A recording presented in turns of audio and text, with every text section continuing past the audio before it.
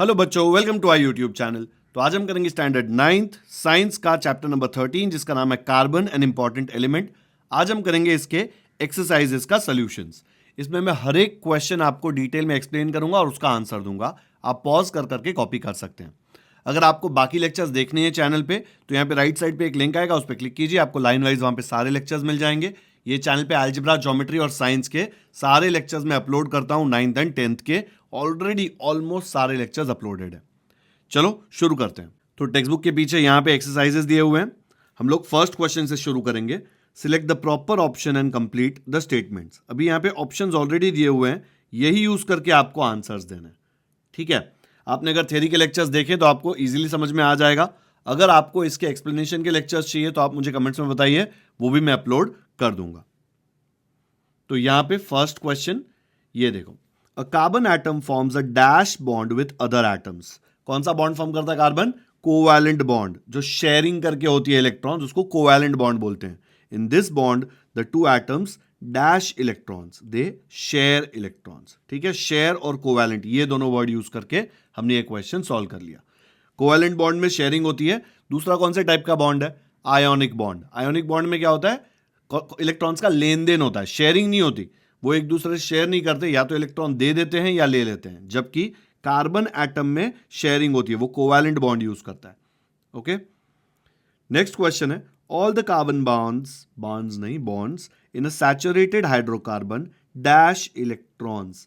Saturated hydrocarbon का मतलब क्या है? वो सैचुरेटेड, इसमें और ज्यादा बॉन्ड्स नहीं आ सकते। तो ये क्या करते हैं? ये ऑल कार्बन बॉन्ड्स, जो भी सैचुरेटेड हाइड्रोकार्बन में बॉन्ड्स हैं वो सारे शेयर करते हैं इलेक्ट्रॉन। ओके, कार्बन बॉन्ड्स में गिव एंड टेक नहीं होता, शेयरिंग ही होती है। डन। सी पे आते हैं, at least one carbon bond in an unsaturated hydrocarbon is dash. Unsaturated hydrocarbon में कैसे बॉन्ड्स होते हैं? Multiple bonds, double triple. ठीक है, खाली सिंगल बॉन्ड नहीं होता। जैसे सिंगल यहां पे दिया हुआ है, या तो डबल होता है या ट्रिपल होता है, उसको मल्टीपल बॉन्ड बोलते हैं। ओके, नेक्स्ट आते हैं, dash is the essential element in all the organic compounds. ये तो पूरे चैप्टर में 25 बार लिखा हुआ है, carbon it is an essential element in all the organic compounds. मतलब आपकी बॉडी भी पूरी कार्बन से बनी हुई है। जो भी आप न्यूट्रिशन लेते हैं वो भी कार्बन से बने हुए हैं। कार्बोहाइड्रेट्स, प्रोटीन्स, फैट्स, ये सब में कार्बन है। जो पेट्रोल यूज कर रहे हैं उसमें भी कार्बन है। तो हर जगह कार्बन है। ओके, नेक्स्ट है, the element hydrogen is present in dash organic compound. Most organic compound. Actually इसका आंसर है ना, ऑलमोस्ट ऑल भी हो सकता है, बट टेक्स्ट बुक में मोस्ट दिया हुआ है और मोस्ट ही है क्योंकि कुछ ऑर्गेनिक कंपाउंड्स है जिसमें ये नहीं प्रेजेंट होता। टेक्स्ट बुक में ये पेज पे इसका आंसर देखो, पेज 143 मेरी टेक्स्ट बुक में। यहां पे along with carbon the element hydrogen is also included in most organic compounds। ठीक है, ये रहा कीवर्ड मोस्ट। ओके, तो अपना यहाँ पे फर्स्ट क्वेश्चन डन हो गया। फर्स्ट में अपन A B C D E पांचों कर लिया। अब आते हैं सेकंड क्वेश्चन पे। Answer the following questions. इसमें फर्स्ट क्वेश्चन बोला है, why are carbon and its compounds used as fuels. इसका answer, carbon and its compounds produce high amounts of heat when burnt in air as it contains large amounts of carbon and hydrogen.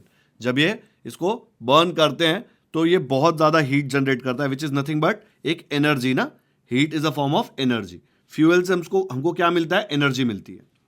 The saturated hydrocarbons do not produce any smoke during combustion and they burn with a clean flame. Smoke produce नहीं करते तो pollution भी कम होता है, बहुत कम smoke होता है इसमें। Carbons that are used as fuels has the optimum ignition temperature. इनको बर्न करने के लिए, चालू करने के लिए भी बहुत कम टेम्परेचर लगता है। जैसे कि आप नेचुरल गैस जब घर पे यूज करते हो सिलेंडर वाला, आप बर्नर ऑन करते हो और मैच बॉक्स की स्टिक से भी एक ऐसे आग लगाते हो तो वहां पे बर्न फ्लेम हो जाती है। लाइटर होता है, लाइटर को भी वहां पे लगाओगे तो गैस पे तो तुरंत इग्नाइट हो जाता है और फ्लेम जलने लगती है बर्नर की, राइट। तो ऑप्टिमम है, ऐसा नहीं कि बहुत मेहनत करके उसको जलाना पड़ता है। Carbon used as fuel also have a high calorific value. बहुत कम फ्यूल में बहुत ज्यादा वो हीट जनरेट कर देता है। जैसे सिलेंडर कितना छोटा सा है बट वो पूरा 1 महीना जितना चलता है आपके घर पे। ठीक है, 1-1.5 महीना जैसा आप यूज करो वैसे। Combustion of carbon and its compounds can be easily controlled making them ideal for usages as fuels. आप घर पे ही देख लो, सिलेंडर है, कार देख लो, बाइक देख लो, एक छोटी सी टैंक में पेट्रोल डालते हो और उससे इंजन चलाते हो। जबकि वो पेट्रोल कितना डेंजरस आपको पता है, लेकिन उसका कंबशन आप कंट्रोल करो तो उसको सही तरीके से बाइक चलाने में यूज किया जा सकता है।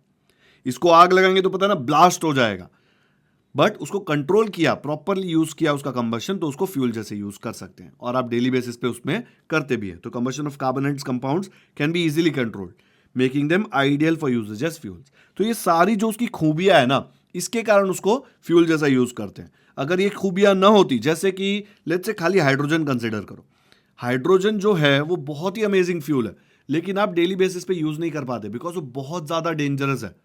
उसमें कार्बन से कई ज्यादा हाई कैलोरीफिक वैल्यू है, बहुत कम स्टोरेज लेता है, लेकिन वो इतना डेंजरस है, उसको इजीली कंट्रोल नहीं कर सकते और उससे बहुत ज्यादा एक्सीडेंट हो सकते हैं और आग लग सकती है।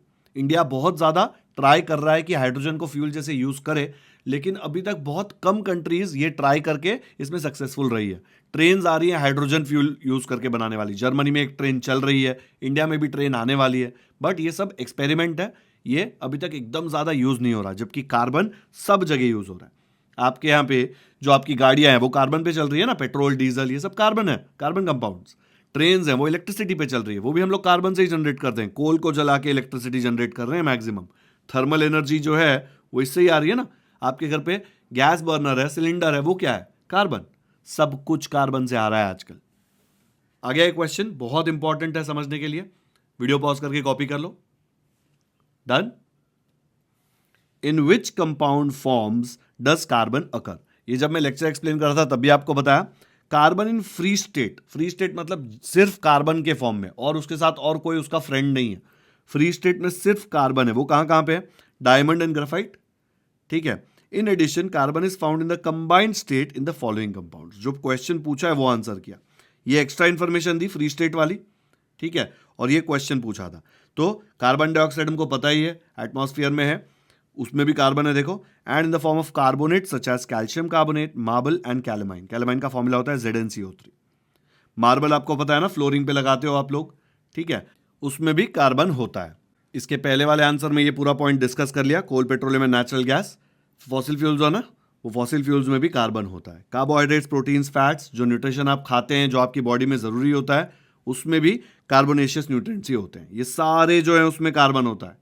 कॉटन, वुल, सिल्क जो आप पहनते हैं, नेचुरल फाइबर्स, उसमें भी कार्बन होता है। तो ये सारे जो फॉर्म्स हैं इसमें कार्बन होता है। तो कार्बन के अलग अलग कंपाउंड फॉर्म्स हैं।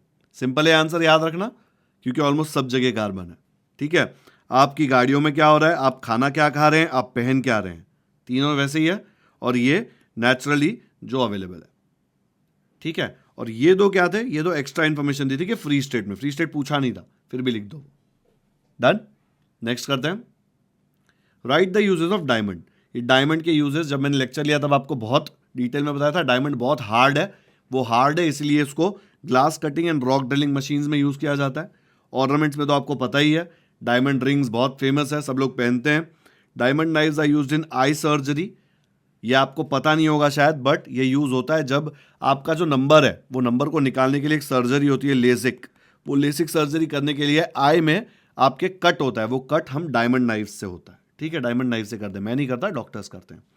Diamond dust is use for polishing other diamonds, okay, and diamond is use to make windows giving protection from radiation in space and in artificial satellites. आपके घर के विंडो डायमंड के नहीं बना सकते हैं, आप अंबानी थोड़ी ना हो, ठीक है।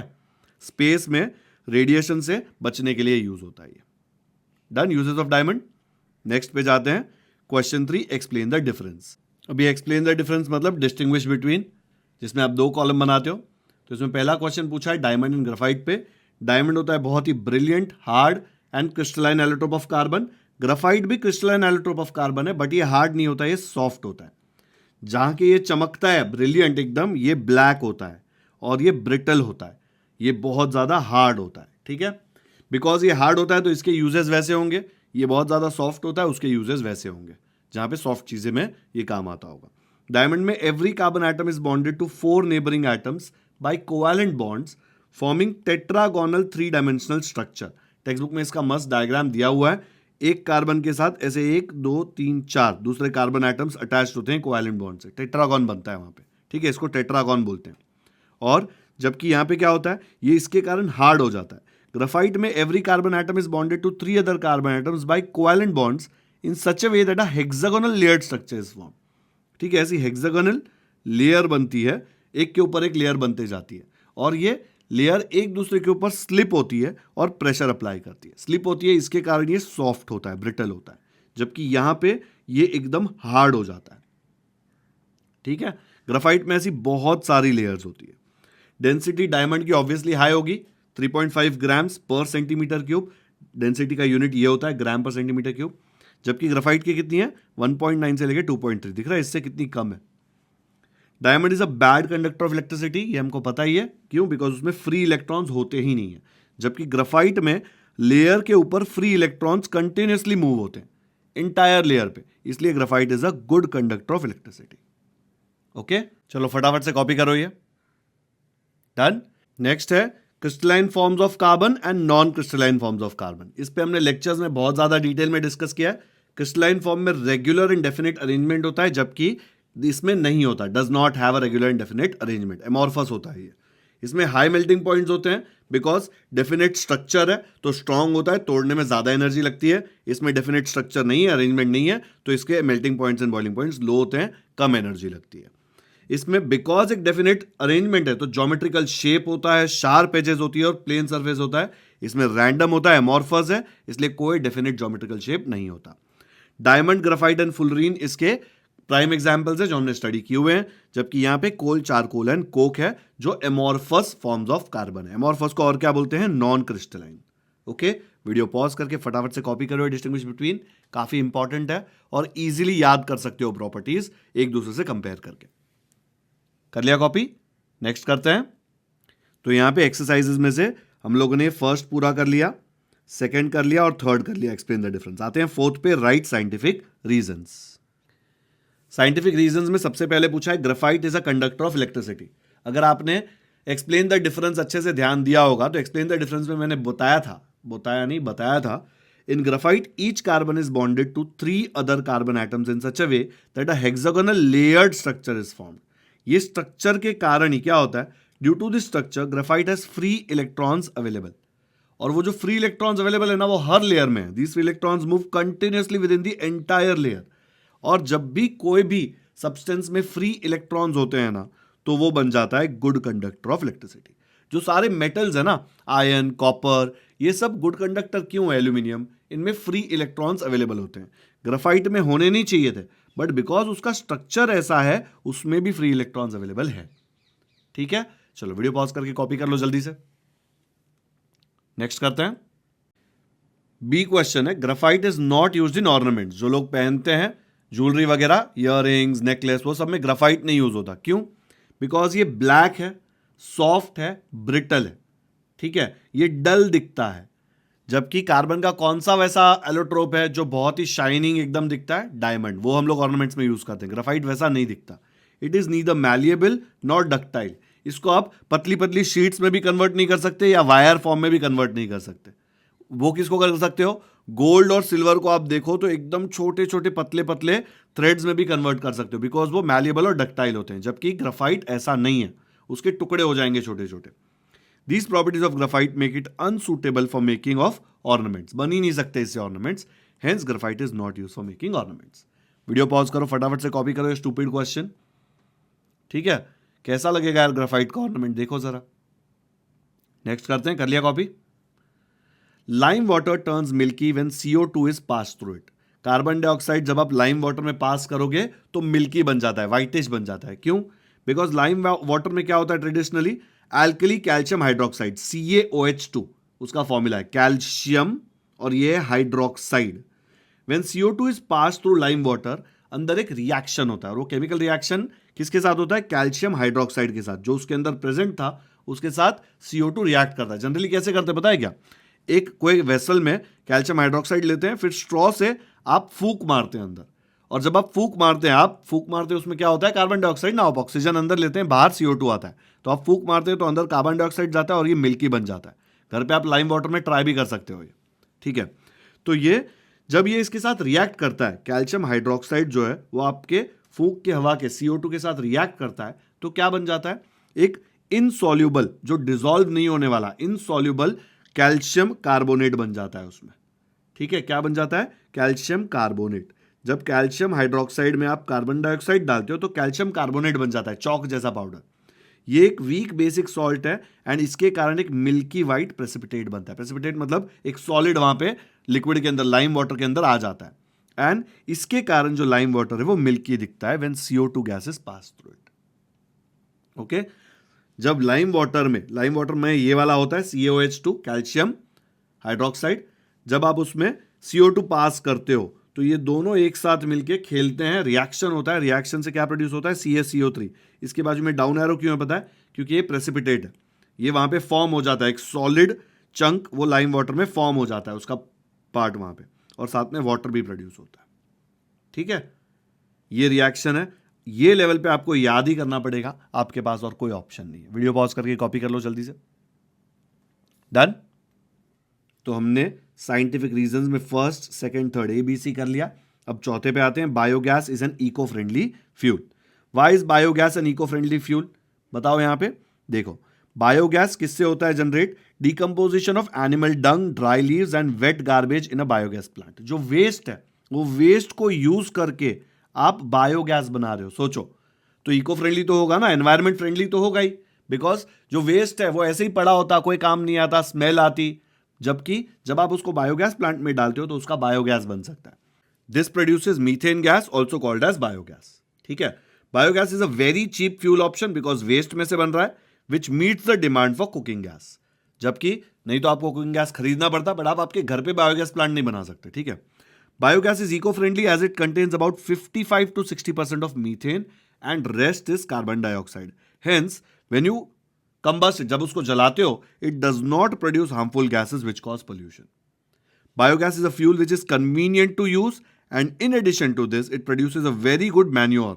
ठीक है, जो फर्टिलाइजर आप यूज करते हो नेचुरल फील्ड्स में, वो भी यूज होता है इसमें। स्लर्री प्रोड्यूस होती है, उसको स्लर्री या स्लज बोलते हैं। आप देखोगे कहीं ना कहीं पे आपको देखने मिलेगा डायग्राम में, ये उसका बाय प्रोडक्ट है। ठीक है, और ये बाय प्रोडक्ट भी बहुत काम की चीज है क्योंकि फार्म में नेचुरल फर्टिलाइजर, गुड मैन्योर जैसा यूज होता है। Hence biogas is an eco friendly fuel, क्योंकि इसमें वेस्ट, कचरा डालने के बाद अच्छा बायोगैस प्रोड्यूस होता है जिसको आप फ्यूल जैसे यूज कर सकते हो। प्लस बायोगैस प्लांट के अंदर से जो वेस्ट निकलता है वो waste is a good manure, इसलिए ये इको फ्रेंडली फ्यूल है बिकॉज इसमें जो भी डाल रहे हो सब कुछ काम आ रहा है। डन। वीडियो पॉज करके कॉपी करो फटाफट। हो गया। फिफ्थ क्वेश्चन है एक्सप्लेन द फॉलोइंग। उसमें ए दिया हुआ है diamond, graphite and fullerenes are crystalline forms of carbon. इसका आंसर काफी सिंपल है, ये हम लोगों ने लेक्चर्स किया तब भी देख लिया था। देखो ऐसा लिखेंगे, डायमंड में उसका स्ट्रक्चर कैसा वो एक्सप्लेन करेंगे, ग्रेफाइट में कैसा एक्सप्लेन करेंगे और फुलरीन में कैसा है। ये पूरा स्ट्रक्चर पे है। इसको क्रिस्टलाइन फॉर्म क्यों बोलते हैं? बिकॉज इसमें रेगुलर एंड डेफिनेट अरेंजमेंट होता है एटम्स का। और तीन दिए ना, डायमंड, ग्रेफाइट, फुलरीन, तो तीनों में डायमंड में कैसा स्ट्रक्चर है, ग्रेफाइट में कैसा है और फुलरीन में कैसा है, तीनों एक्सप्लेन करेंगे एंड देन लास्ट में लिखेंगे इसीलिए ये क्रिस्टलाइन फॉर्म में। ठीक है, hence diamond, graphite and fullerene are crystalline forms of carbon. तो ये इसका फर्स्ट पेज है, वीडियो पॉज करके कॉपी कर लो। एंड ये इसका सेकंड पेज है। डन। नेक्स्ट क्वेश्चन पे आते हैं। Methane is called marsh gas. Marsh मतलब जो कीचड़ टाइप एरिया होता है ना। Methane is formed by the decomposition of plant and animal matter in swamps और मार्शी एरियाज। बचपन से मैं तो इसको स्वैम्प बोलता था स्कूल में, फिर मुझे पता चला कि इसको स्वॉम्प प्रोनाउंस करते हैं। जैसे स्वैप बोलते हैं ना आप, वो स्वैप नहीं होता, स्वॉप बोलते हैं उसको। अदली बदली जो करते हैं उसको स्वॉप बोलते हैं। ठीक है, वैसे इसको भी स्वॉम्प बोलते हैं। और मार्शी एरियाज, कीचड़ जैसा जो एरिया होता है वहां पे नेचुरली भी मीथेन प्रोड्यूस होता है। As methane gas bubbles out from marshy area, because वो मार्शी एरिया से आ रहा है इसलिए उसका नाम मार्श गैस भी है। ठीक है, जहां से निकलेगा वैसा बोलेंगे ना, इंडिया वाले लोगों को इंडियन बोलते हैं, वैसे ही मीथेन मार्शी एरिया से निकलता है तो उसको मार्शी गैस बोलते हैं या मार्श गैस बोलते हैं, मार्शियन नहीं बोलते हैं। ठीक है, कर लिया कॉपी वीडियो पॉज करके? नहीं किया तो कर लो जल्दी। नेक्स्ट देखते हैं। Petrol, diesel, coal are fossil fuels. इसका भी रीजन एकदम सिंपल है। फॉसिल फ्यूल्स कहां से मिलते हैं? Plants, animals and other organisms. आजकल के नहीं, ऐसे झाड़ पे नहीं उग रहा है। आज के एनिमल को मार दोगे तो उसमें से फॉसिल फ्यूल नहीं निकलेगा। मिलियंस ऑफ ईयर्स अगो जो जमीन के नीचे दबे हुए हैं, बेरीड है, हाँ इसको बेरीड बोलते हैं, बरीड नहीं, सालों से जो अंदर दबे हुए हैं उसमें से निकलते हैं fossil fuels. Residues buried in the earth's interior are weathered by temperature and pressure. सालों से उस पर प्रेशर लग रहा है, ऊपर के लेयर्स का टेम्परेचर है, ठीक है, और भी बहुत सारे इश्यूज है, उसके कारण वो दब दब के अंदर उसको डिकम्पोज होके या जो भी उसका एक फॉर्म बनता है उसको बोलते हैं फॉसिल फ्यूल, जिसमें से आपको कोल, मिनरल ऑयल मतलब petrol and diesel, and natural gas मिलता है। As these substances release energy after combustion, combustion ही बोलते हैं, they are used as fuel. Okay, fossil आपको पता है ना वर्ड कहां से आता है? आप लोगों ने डायनासोर वगैरह पढ़ा होगा कि डायनासोर के फॉसिल्स मिले। डायनासोर तो करोड़ों साल पहले था, उसके फॉसिल्स मिले, मतलब क्या कि वो पूरा इंटैक्ट अंदर वो बेरी हो गया था, दब गया था, और उसकी पूरी आपको बॉडी दिखती है कि कैसी दिखेगी, मतलब उसका स्ट्रक्चर पता चलता है फॉसिल से। Therefore petrol, diesel, coal are fossil fuels. ये भी जमीन में दबा हुआ है, वहीं से मिला हुआ है। ठीक है, वीडियो पॉज करके कॉपी करो। डन। डी पे दिया हुआ है uses of various allotropes of carbon. इसमें ना आपके पास कोई ऑप्शन नहीं है, आपको याद ही करना पड़ेगा, लेकिन आपको अगर थोड़ी बहुत प्रॉपर्टीज पता है तो आप इजीली कर सकते हो। जैसे डायमंड का तो आपको पहले ही क्वेश्चन आ गया है यूजेस, वो सेम वैसे ही यहां पे यूज करना है, सेम पॉइंट्स लिखे हुए हैं मैंने। ठीक है, वीडियो पॉज करो, फटाफट ये फर्स्ट पेज कॉपी करो, सारे एलोट्रोप्स का पूछा है। डन। नेक्स्ट ग्राफाइट का दिया हुआ है यहां पे, एंड फ्लोरीन का दिया है यहां पे। कर लिया कॉपी? उसके पीछे मैंने कोल एंड कोक का भी दिया हुआ है। ये सारे पॉइंट्स आपको एक एक करके याद करने हैं। ठीक है, बार बार रीड करोगे याद हो जाएगा, बट अभी वीडियो पॉज करके कॉपी कर लो। तो यहां पे होता है क्वेश्चन खत्म, सारे एलोट्रोप्स का हम लोगों ने यूजेस बता दिया। नेक्स्ट दिया है use of CO2 in fire extinguisher. ये भी लेक्चर में एकदम डिटेल में एक्सप्लेन किया है। CO2 क्या करता है? फायर बुझाता है। कौन सी वाली? ज्यादातर इलेक्ट्रिक एंड इलेक्ट्रॉनिक क्या बोल रहा हूं, इलेक्ट्रॉनिक इक्विपमेंट वाली। फटाफट वीडियो पॉज करके कॉपी करो। डन। नेक्स्ट क्वेश्चन पे आते हैं, ये F होना चाहिए। प्रैक्टिकल यूजेस ऑफ CO2, बहुत काम की चीज है। Aerated drinks, Thums Up, Pepsi जो आप पी रहे हो उसमें CO2 होता है, गैस होता है बोलते हैं ना, उसमें आप देखोगे तो बबल्स निकलते होते हैं, फिज बोलते हैं जिसको, वो कुछ क्या है bubbles? CO2। Solid carbon dioxide cold storage में भी यूज होता है। फिर इसको फायर एक्सटिंग्विशर में भी यूज करते हैं, इसके पहले वाले क्वेश्चन में देखा था। कॉफी में से कैफीन निकालने को भी यूज करते हैं, और ड्राई क्लीनिंग में भी कार्बन डाइऑक्साइड यूज करते हैं, लॉन्ड्री में। प्लस फोटोसिंथेसिस में तो हमको पता ही है कार्बन डाइऑक्साइड लेते हैं प्लांट्स और ऑक्सीजन बाहर देते हैं। वीडियो पॉज करके फटाफट से कॉपी करो, बहुत इंपॉर्टेंट होता है कार्बन डाइऑक्साइड। डन, कर लिया कॉपी? तो अपना 5th क्वेश्चन भी पूरा खत्म। आते हैं 6th क्वेश्चन पे। ठीक है, 6th क्वेश्चन में पूछा है राइट 2 फिजिकल प्रॉपर्टीज ईच। इसमें डायमंड का पूछा है, मैंने 2 के जगह पे सारी प्रॉपर्टीज लिस्ट कर दी है, आपको कोई भी 2 यूज करनी है आप कर सकते हो। नेक्स्ट उसने बोला है चारकोल, चारकोल की भी ये 2 प्रॉपर्टीज मैंने यहां पे लिस्ट कर दी है। वीडियो पॉज करके आप कॉपी कर सकते हो। डायमंड का कॉपी किया नहीं? तो ये लो, पॉज करके ये कॉपी कर लो। ये है चारकोल, ये भी कर लो पॉज करके कॉपी। एंड तीसरा है फ्लोरीन। ये सारे पॉइंट्स हमने कहीं ना कहीं पहले भी किए हुए हैं। ठीक है, आगे जो क्वेश्चंस दिए थे उसमें। डन, कर लिया?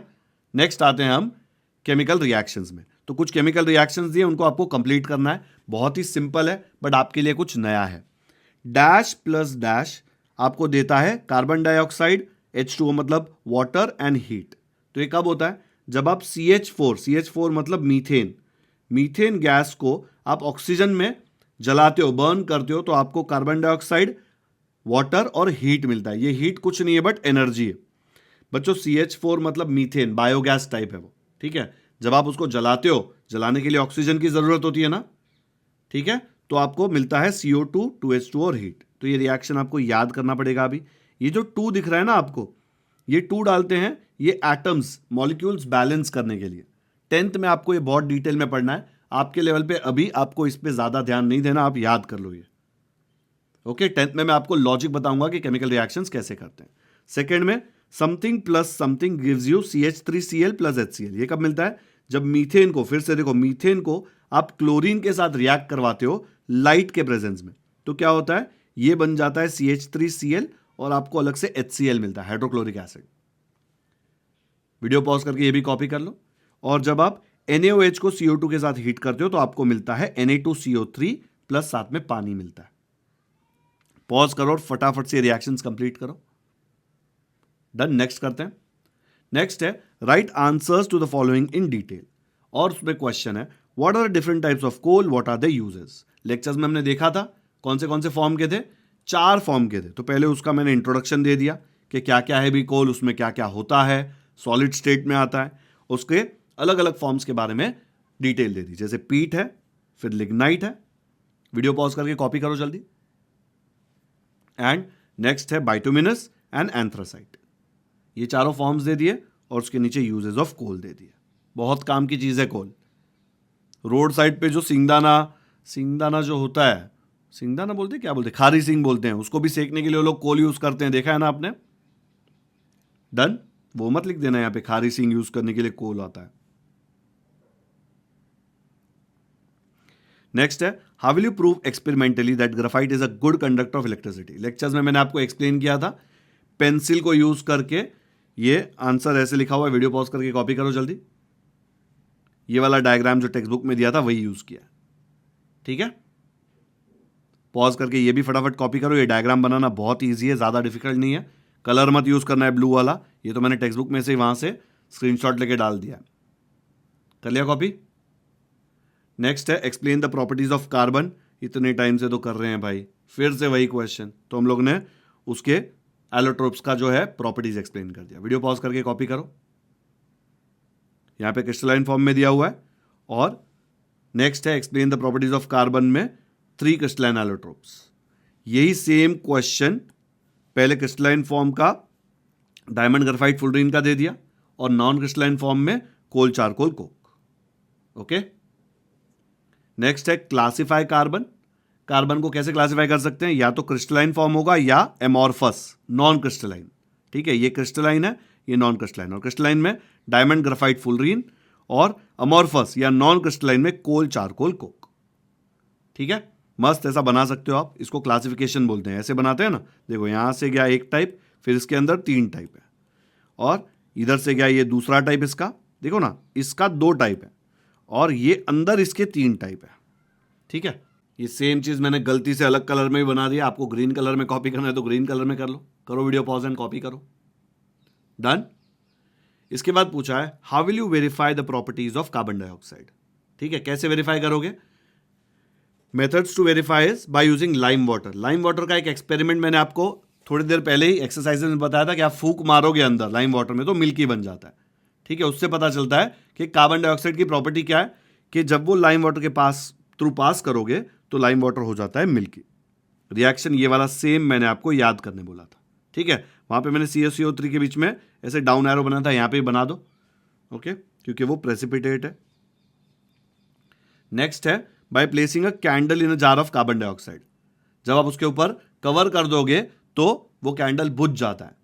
क्यों बुझ जाता है, because carbon dioxide is a non combustible gas. कोई भी कैंडल जलते रहने के लिए ऑक्सीजन चाहिए, कार्बन डाइऑक्साइड उसको सपोर्ट नहीं करेगा। तीसरा है लिटमस टेस्ट। जो ब्लू लिटमस है वो रेड बन जाता है। ठीक है, and dissolving in water. Carbon dioxide is fairly soluble in water, it dissolves in water forming carbonic acid. Video pause करके कॉपी करो फटाफट से। ये इसका फर्स्ट पेज है, ये सेकंड, एंड यहां पे हमारा एक्सरसाइज का वीडियो होता है खत्म। तो ये पूरे हर क्वेश्चन को मैंने आंसर किया है ये वाले वीडियो में, और बहुत ही ज्यादा डिटेल में, ताकि आप क्वेश्चन आंसर्स भी इसके अच्छे से कर सको। तो आज का वीडियो यहीं पे खत्म करते हैं। अगर वीडियो पसंद आया तो लाइक जरूर करें। लिंक अपने दोस्तों के साथ व्हाट्सएप, टेलीग्राम, इंस्टाग्राम सब जगह शेयर कर दें। अगर आपके पास ये सब चीजें नहीं है तो आपके फ्रेंड्स को वर्बली बताएं कि Yogesh sir's back benchers channel पे आपको डिटेल में सारे वीडियोस मिल जाएंगे।